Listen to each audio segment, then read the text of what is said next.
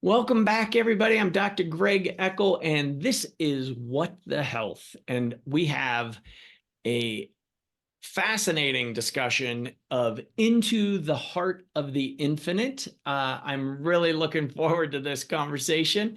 I have Maetreyii Ma, and she is an award-winning author, psychologist, and spiritual teacher who has developed a worldwide following, bringing forth deep wisdom that manifests to her both through her inner guru, Baba, and in her teacher, the renowned Indian mystic, Sri Anandamurti Baba.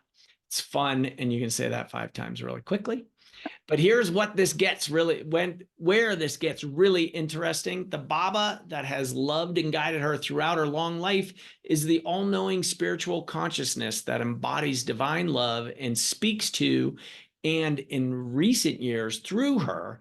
And while she met and lived in the ashram of the living guru in India for 8 months before he passed from the earth, the immortal spiritual consciousness he embodied has been side by side with her since her college years, long before she met him and long after. Her story, beautifully told in her new book, Into the Heart of the Infinite, a spiritual memoir of an extraordinary mystical journey, is a story of profound transformation that reveals how she came to experience the spiritual ecstasy and beauty that her guide, Baba, brought to her while integrating it into her real world life of wife, mother, psychologist, and spiritual teacher to live a life in an awakened, joyful consciousness.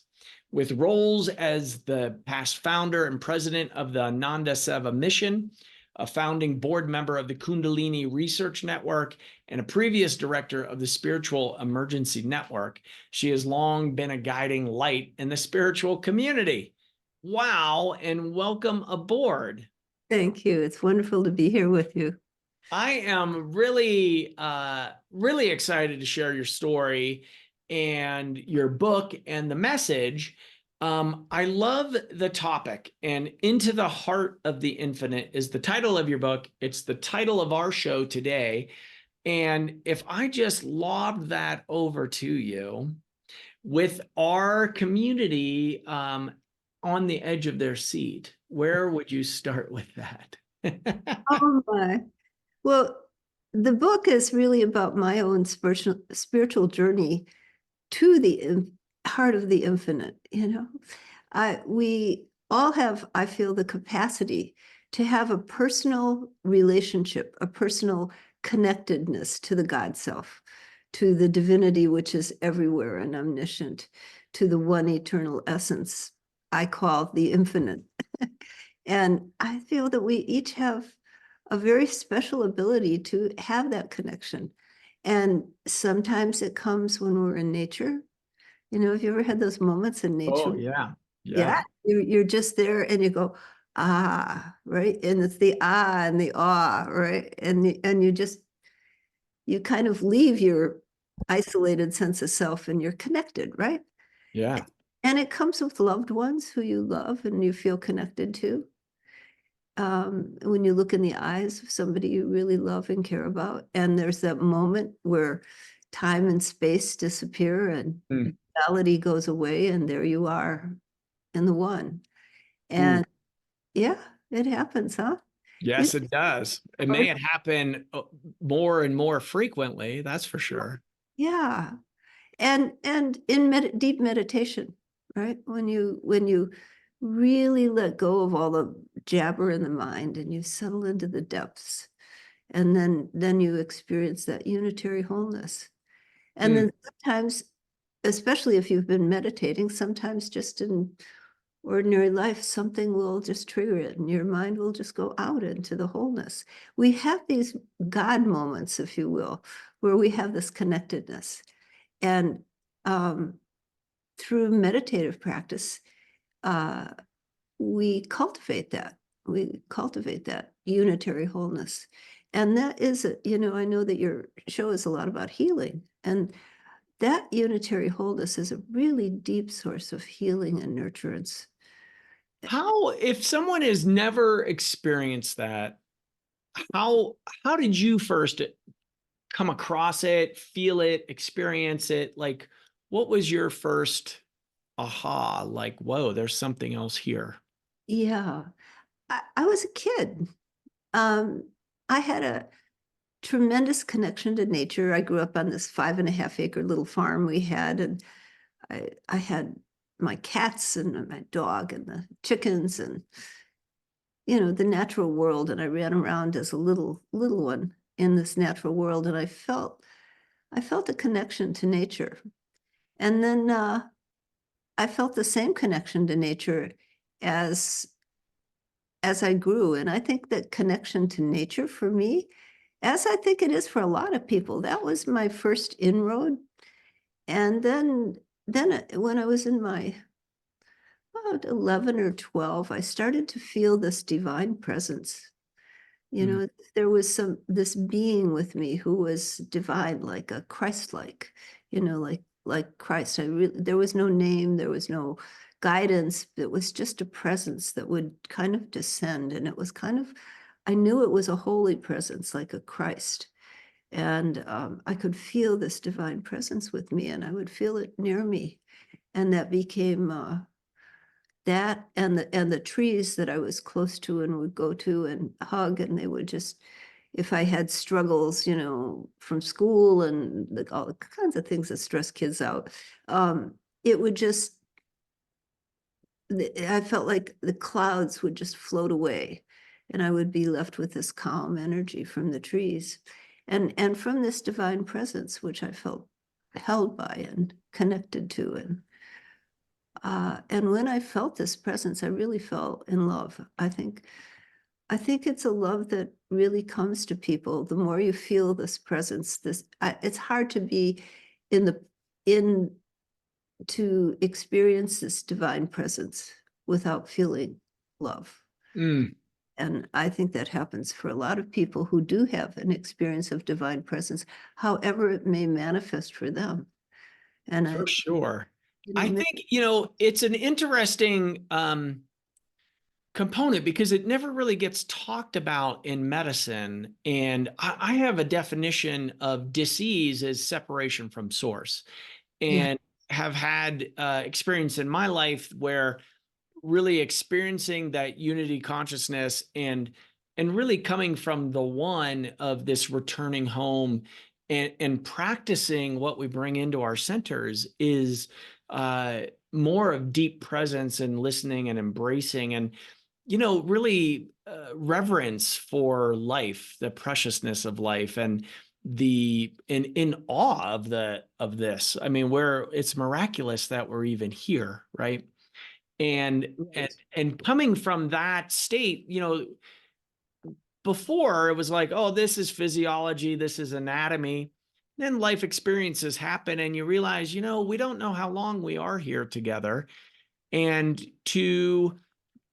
no one gets to get between you and that connection. And I love that you're writing about it and speaking about spiritual transformation and really bringing the heart of the infinite.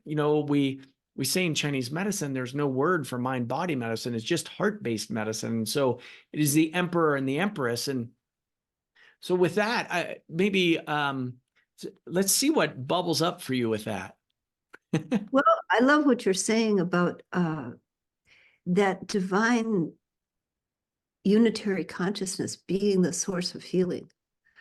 And dis-ease being when you cease to be in harmony, you cease to be at ease, you cease to be in the flow of that wave of harmony that comes from divine source, from the unitary consciousness into all creation, and moves creation in a certain flow. And when you're out of sync with that, you're in a state of dis-ease. I believe Mhm. that's what you're saying. Yeah. And that be true healing. There's levels of healing, which I'm sure you've gone into. Yeah, you can get over your cold. You can cure your cancer, but can you cure the source of your cancer? Can you Hmm. cure the source of your cold? Can you cure the source of your dis-ease? so that that dis-ease doesn't just find another symptom, another way to be out there. Yeah. Is there a way to work? I come from a yogic background with with a classical tantra subtle body theory. So there's a whole theory which is very similar to Chinese medicine of how the subtle body interfaces with the physical form. Mm-hmm. But through all of that, there's a harmony, a flow that you can get into that comes from that unitary deep source of all being, and is that when you touch it, that deep source, I think that's when you feel awe. That's when you feel incredible heart opening and love, because that's the nature of that consciousness, which is at our source, at our home. And the more we flow from that into our minds, into our bodies, into our whole subtle body to physical body flow, then dis-ease tends to dissipate. And it does bring healing on a very, very deep level of those core issues. Because deep inside, I think we all suffer with the pain of separation. Mm. Our individuality is a source. Ultimately, we have a lot of things that go on in our lives and ways that it manifests and all sorts of psychological issues that come up. But under those issues, the sort of fall from grace, the separation of self and other, the pain of duality, the pain of feeling that you're alone, that you're separate, is a deep source of dis-ease. And that when you heal that, when you come into alignment and flow from the one, and you feel that infinite love, then there's tremendous healing in that, tremendous healing for body, mind, and spirit, because that's that dissolves the dis-ease of separateness, of duality. Yeah, and so how do you help folks, or what do you recommend to get in touch, or number one, discovering that you're suffering, you have loneliness, you've got isolation, you may not have others in your vicinity. Like, I talk to a lot of patients, they're at home, they have chronic debilitating disease, and they don't have relatives or family near. They're not in any community. And so on one level, it really is them in their house. But when you tune into that oneness and the connection and the kind of the bigger self, not Yes. just the meat suit that we find ourselves in at the moment, but you talk a lot about spiritual transformation in inner guidance and meditation, and I know that you write about that in your book. What would you give as suggestions for folks watching and viewing that might be saying, well, that's really nice to say, and XYZ, I have chronic pain and my brain is degenerating, and all of these things that are maybe evidence over here to support I don't even know what language you would use. I would say smaller self or individual self rather than higher self. How do you talk about that with folks? I think that meditation is a key, but we can do meditation and we can do body scanning, we can do mantra, we can do different techniques. But as long as it's just a technique, it is practice for calming the mind, relaxing your anxiety about things happening. But if you're caught up in all that stuff, it's depressing, if that's all there is. And Yeah. depression. And when you do have chronic illness, a lot of times depression goes along with it because there's a lot to cope with, and anxiety a lot of times. Yeah. Yeah. And so feeling that there is something larger than yourself, something that's that holds your being beyond the physical body, beyond the pain and the suffering of the physical body, beyond the dis-ease that you're dealing with, that there's a larger context for you, and that there is a spiritual home. And knowing that, reading books that support that and bring you closer to it, and reading different kinds of writings, listening to podcasts, listening to things that inspire you to feel that there is something greater, something there, and then taking your silent time to connect, to feel presence, to feel that infinite love is all around you, that you and the plant, I have this beautiful plant in front of me that I'm pointing to that you can't see, but the plant, the leaves in the plant, the blades of grass, the trees, animals, people, they're all part of one infinite whole.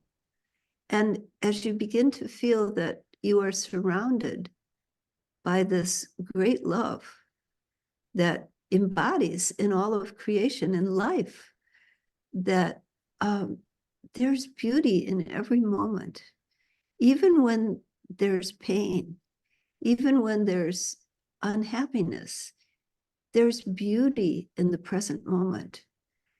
And when you begin to open up to that possibility, when you begin to open up to the love inside your own heart, then it brings you into connectedness. And then maybe you have that moment where you just look at a tree or even a blade of grass, or you pet your cat and you just think, I'm with God. I'm with the whole. I'm with love divine. And you feel that connectedness. So it's always there with you. You're not alone. It's close. That infinite consciousness is your closest companion. It's like there's layers to each of our minds, and when we're out here dealing with objects and things and dealing with the body, mind is absorbed, attention is absorbed in those things, right? But that same attention can go deep, and you can drop down to deeper layers of the mind. And in the deepest layer, where a lot of times delta waves that we have in deep sleep are produced, your conscious mind, through meditative practice and through love of the divine, can move down into this deep realm where you experience that unitary consciousness, awake, conscious. So your conscious attention can shift gears, shift levels, and pain and suffering exist on one stratum of your being. That's not all of who you are. And there's a level of wholeness beneath that is more than the body, more than the mind. It's a connectedness to all of life and to the wholeness that sustains and runs through everything. And so I think it's a matter of intent, having the intention, taking the time to breathe, to do some sort of practice to help you bring in, taking the time in nature to just feel the connectedness, and let your heart move out. Let your heart open. Beautifully put. Thank you. The component of that opening of the heart, I really feel there is a movement. I mean, it's kind of the ancient wisdom of the heart. We are heart-centered beings. We want to be seen and heard and felt and acknowledged and feel love. Yeah. The aspect of that with kind of ancestral traumas and the longer period of humanity on the planet with accumulation of traumas and maybe not the best modeling on how to handle wounds, and wounds in general and suffering and, wars, etc., injustices, all of those seem to be building up and coming to this crescendo. And maybe this has been all of time, right? Because there is only now, and it is the human experience, but there's more of us now.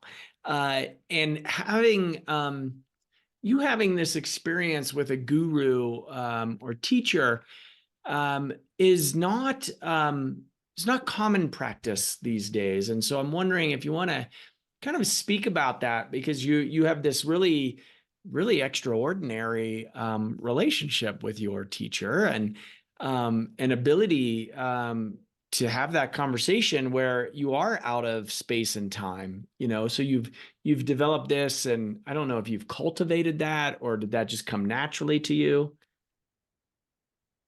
Maybe it's a combination. Mhm. I feel that it's grace, Mm. but grace comes, the yogis say that the ego, the separate sense of self, is like an umbrella that we hold over ourselves. And there is always this gentle fall of grace, of divine love, which is there. And when we take down the umbrella of ego, then we feel that divine grace. So I don't think I'm special in any way. I think it's something that if you just learn to take down that umbrella, it's there. And Mm. it's grace that brings it. So so I started out, as I said, I felt this presence as a child, and then it went away. I became, I got involved with all the typical growing things and social things that teenagers and Yeah. young adults do. And then in my early 20s, I began to, I wanted to learn meditation. I went through some psychedelic experiences that definitely opened me up to unitary consciousness. And then I crashed and burned with that. And uh, I wanted to learn meditation in this Eastern, I lived in, but I got this book on how to meditate from the Theosophical Society, and I was reading it, gonna learn how to meditate. And then it said, well, you shouldn't meditate without a guru. I went to Carbondale to Southern Illinois University, and I said, I live in the middle of a cornfield. Where am I going to find a guru? But just that next week, two meditation teachers, one a TM and one this orange robed Swami, came to Carbondale in Southern Illinois, and I got initiated into this one meditative practice. This was a long time ago. And I began doing regular twice a day meditation. And I didn't do it for very long before I felt this divine presence coming. And it's a whole story in itself. I don't want to go into the details, but this, again, this divine presence came to me, and this time gave a name and talked to me and said its name was Baba. And by the time I connected deeply and was aware of this presence, I was so much in love, and I experienced like these divine qualities manifesting through this presence. Like one word would be a single drop of perfect love, or Mm. perfect justice, perfect beauty, like the facets of a jewel. Mm. And I don't think anybody can be in the presence of that without falling completely in love.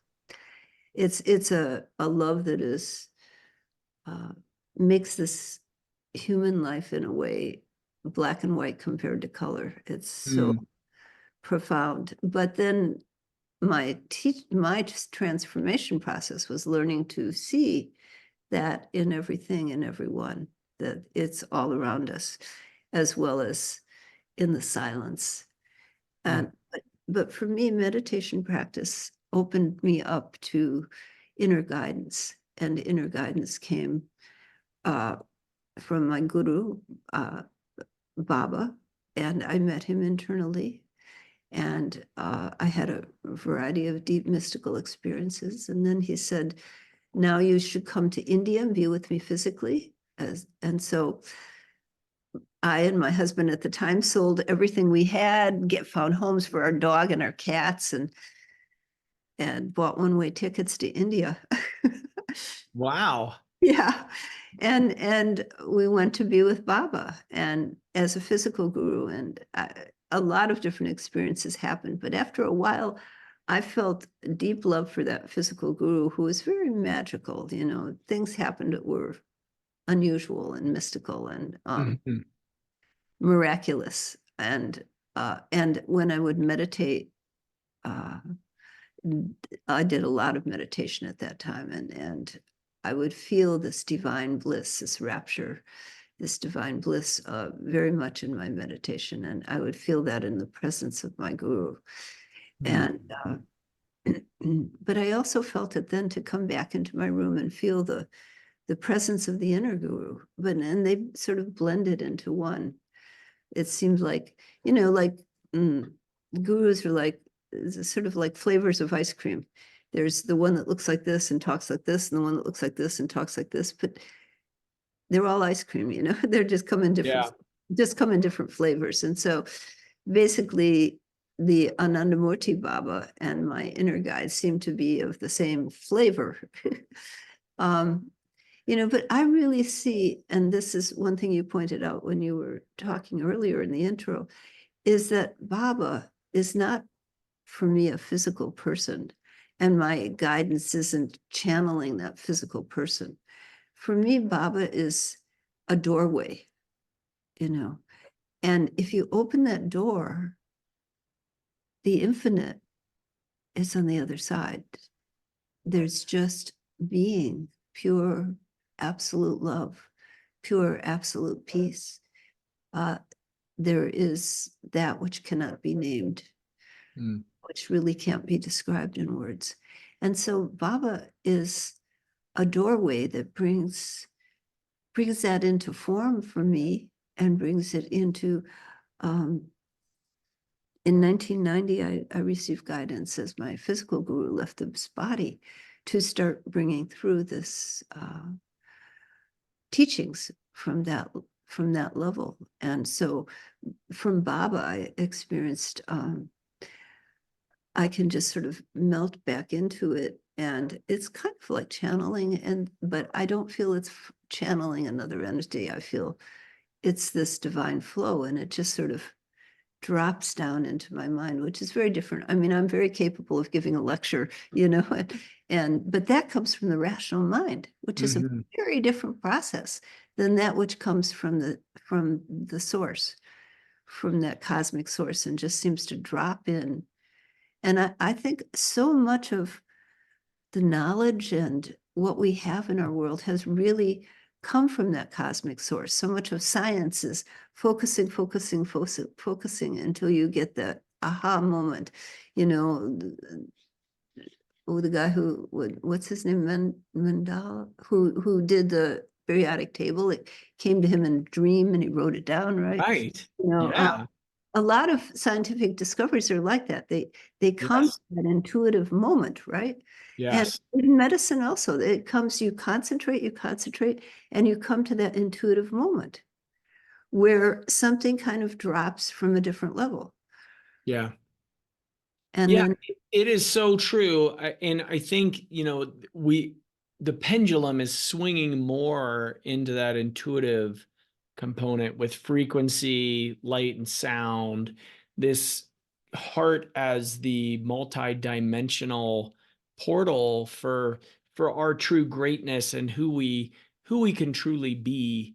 I love that being peace, being love. It's being. There's no doing in that. You just be and radiating. So, opening your field, opening your heart, I think that is, you've put it so beautifully.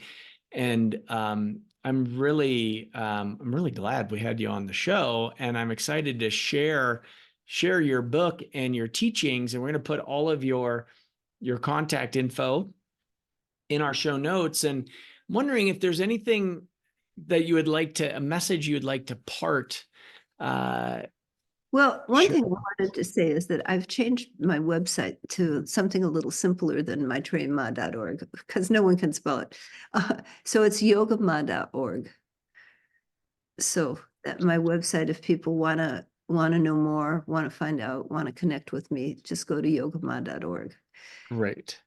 And as a parting message, I think I would like to say to people, trust yourself, trust the love that's in you, and go deep. There is a deeper level. Even if you're in pain, even if you're suffering, there's the ability to let that suffering drive you deep, and let your difficulties in life help you focus and come to the deeper stratum of your being where there really is love and support for you. Mm.